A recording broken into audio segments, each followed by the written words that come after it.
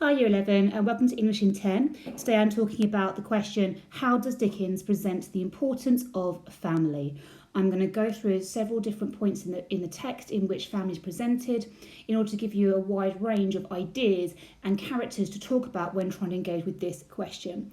Okay, so our first one is the Cratchits. Here is a short part of an extract which has been in an exam paper previously, in which we see the introduction to the Cratchit as a family unit. So here we see Mrs. Cratchit being described as dressed out poorly in a twice-turned gown. She's also described as being brave in ribbons, which are cheap but make a goodly show, so that she's trying to ensure that she looks well presented despite the poverty that her and her family are within.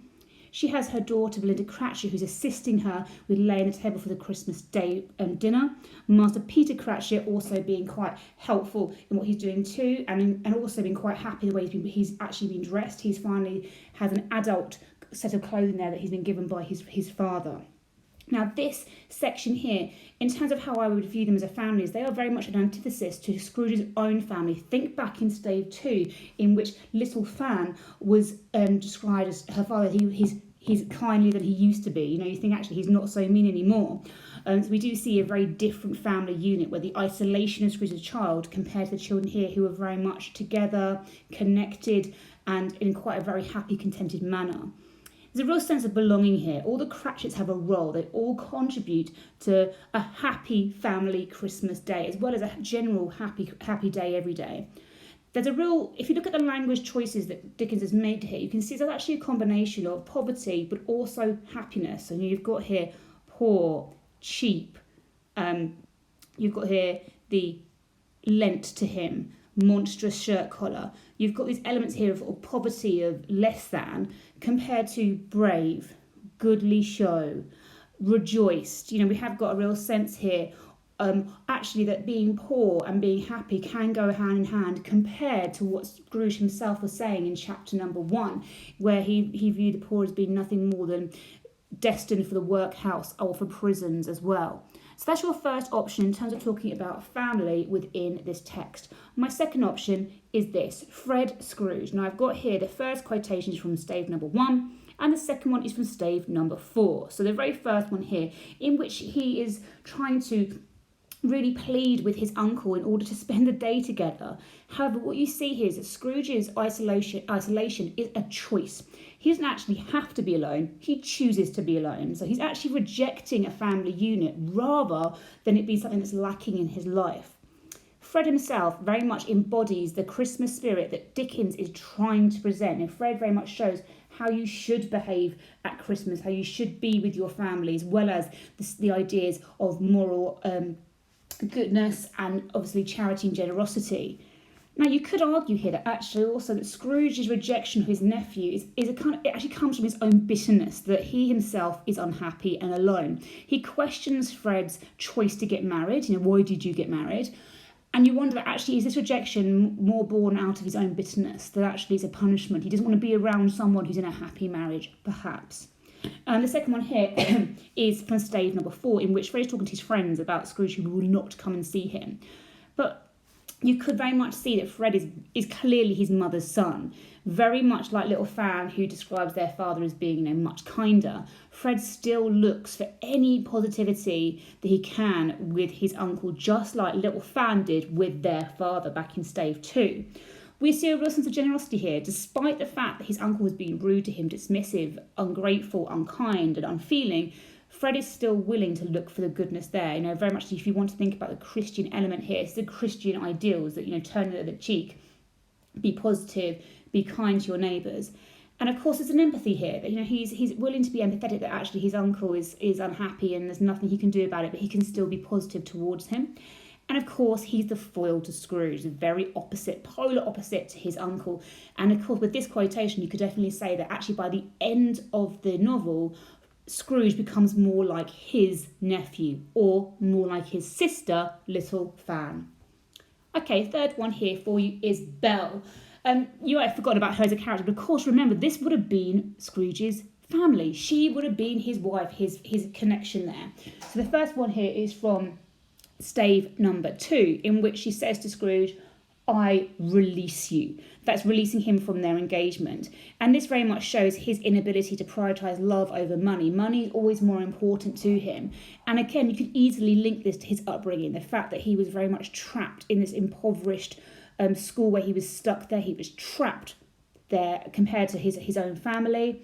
And I would say that his childhood very much has impacted upon his whole life. He is a product of his childhood. You think about the abuse that he suffered in terms of being rejected by his father, trapped at school during the holidays while the rest of the boys all went home to lovely families. He didn't have that. So you could definitely argue that him getting married to Belle may have been a real fear that actually he'd be trapped into poverty. She had no money, and he can imagine him thinking, I would be trapped just like I was as a child. So the release is the release from that imprisonment. The second one here is from the next chapter, in terms of which we see Belle's husband says, quite alone in the world, I do believe. And that's talking about Scrooge, who now has lost Marley and is alone. And Belle and her husband comment on the loneliness that he must be feeling. This moment very much shows him what he is missing. This family connection is just like the Cratchit. He could have had this. That could have been his life with this very happy wife in Belle, but he didn't have it. And so very much that if you are someone who is financially poor, that can create such unhappiness. You don't have the same choice in love and marriage. That could have been maybe a message that Dickens was trying to really put across to his readership. Remember, most readers who could afford to buy books would have had money to perhaps support the poor. So you've got a message here that actually being impoverished means you could be unhappy in every element of your life. Okay, and my last character for you is Fezziwig. So Fezziwig being the boss that Scrooge should have been to Bob Cratchit, that he does become by the end. So this is from stage number 2, in which you see him, number 1, shaking hands with every person individually. This shows an element of equality and respect. Now, he very much respects every single person in his life equally. His daughters, he treats his daughters just like he treats every other woman in the room. He treats his wife with absolute respect. And he's someone who sees everyone having the same level and status as himself. Even though he's got much more money in the room, he doesn't treat anybody as if they've got less than in terms of him. And of course, we've got another foil technique here. He is the foil to Scrooge as an employer, but also as a family member. He was very much a father figure to Scrooge whilst being his employer. Scrooge has not been the same to Bob Cratchit. However, by the end of the novel, remember, he does become a second father to Tiny Tim. So you could definitely argue that he becomes Fezziwig almost by the end of the novel. He becomes that familial character towards his employee and his employee's family, just like Fezziwig was doing to him. And my second quotation for you is this: cake, cold roast, cold boil, mince pies, and plenty of beers. So there's a huge expense here.